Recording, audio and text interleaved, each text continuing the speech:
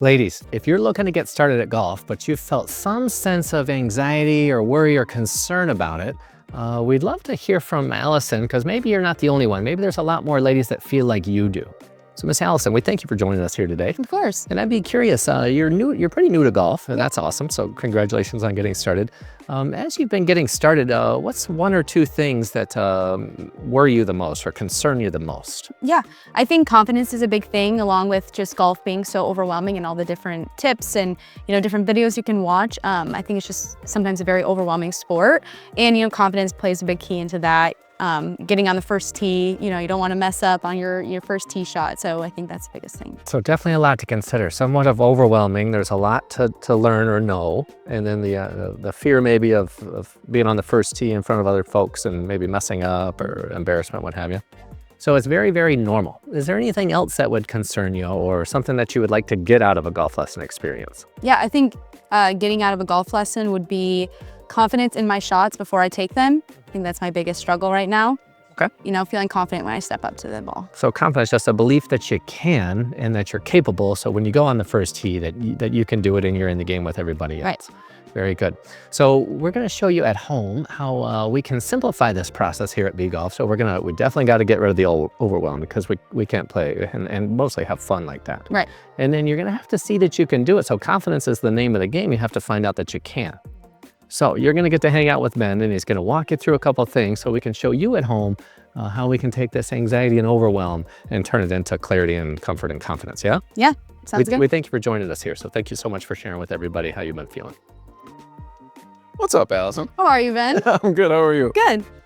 So, Allison, I heard when you were kind of interviewing with Chad that one of the things that maybe you're apprehensive about when it comes to taking golf lessons is you feel like you're overwhelmed. Is that true? Yes, it is. So tell me a little bit more about this whole overwhelming piece. Is it all the information that you've received from YouTube, other coaches, friends?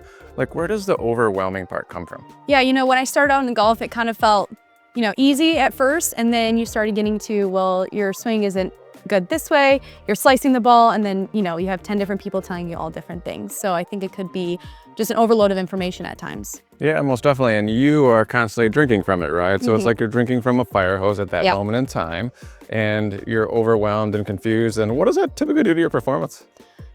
Plummets. It goes all the way down. Yeah. And I heard you just talk briefly about, like, maybe when you first got started, there wasn't all that thinking involved, and it maybe seemed a little bit easier. Yeah, definitely. All right. Are you a texting texture and driver? No. No. Why don't you do that? Because it's not good. You're not focused on the road. It's not safe. Right. Right. It's not safe. Guess what you're doing with your golf swing? You're No. texting and driving, right? So your golf swing is less than a second long. So to think that you can do all these different things in less than a second, we'd be kidding ourselves, right? Yeah. So our very first principle that we cover when you come to B Golf is making sure that you're committed to one thing throughout your swinging motion. And when we talk about you committing to one thing, we're talking about, so when you're committed to more than one thing, when you're swinging a golf club, that's like you're driving, you're texting, you're eating a sandwich, you're doing all those things, you're gonna run the risk of crashing, all right? So when you're committing to that one thing, you're allowed one little swing thought, but you have to be detached from the result as you do it, right? So a lot of times why people crash and burn when they're out on golf courses, they're worried about where the ball's gonna go while they're swinging, thinking about all those things, right? Yeah. So the one thing that we know at B Golf is you can't control the outcome. Right. Right? So there's no need for you to focus on it while you swing. So we need to make sure that you're just committed to one thing throughout your swinging motion while being detached from the result. So the first thing that we're going to do together is we need to strip away all those swing thoughts that you have and figure out what allows you to perform, right? So if you think of the very best games that you've ever played, Allison, what was that experience like internally? I did feel a lot freer, there wasn't a lot of weight on my chest.